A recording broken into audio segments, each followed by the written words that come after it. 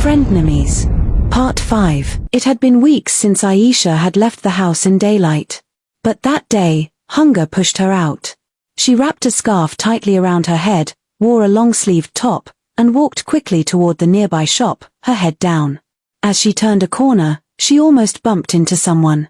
"Sorry," she said quickly, stepping back. "Aisha," the man said, looking closely. She looked up and her eyes widened.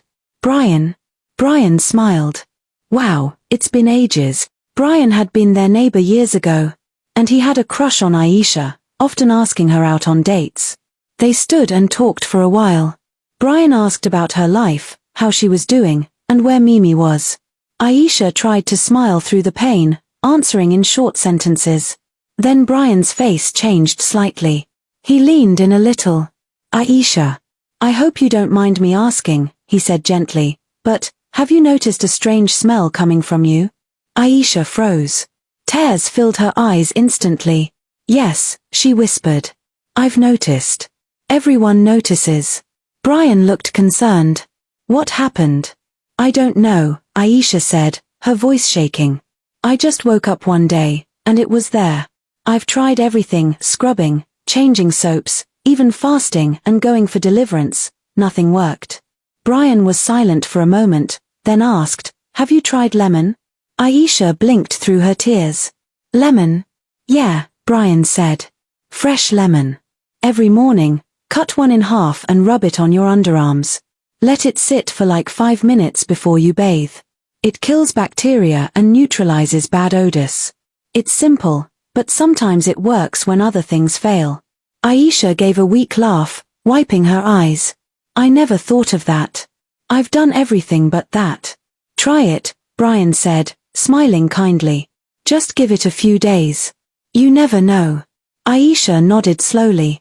For the first time in a long while, she felt a small flicker of hope. "Thank you, Brian," she said softly. As Brian walked away, Aisha clutched her bag tightly, her mind racing with hope. Could lemon really be the solution she'd been searching for? To be continued. Please like and comments for the next part. The next morning, Aisha woke up with a mission, to try Brian's lemon remedy.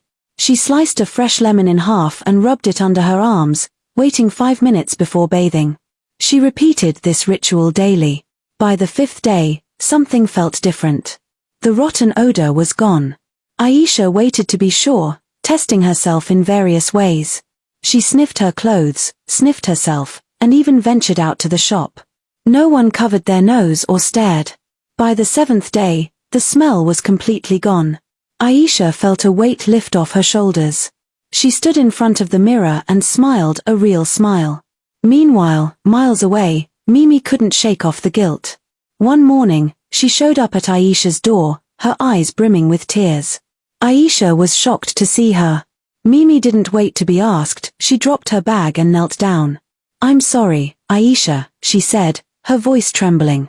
"I added body odor powder to your roll-on. I was jealous of how everyone loved you, and I felt invisible." Aisha stood there, stunned.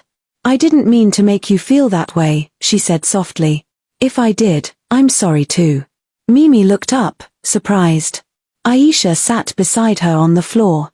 "You were my best friend," she said. "And even after everything, I still see you like that." They both started crying, and Aisha pulled Mimi into a hug. "I forgive you," she whispered.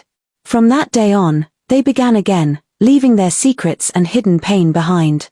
They emerged stronger, together, and free from the past. Thanks for watching. The end.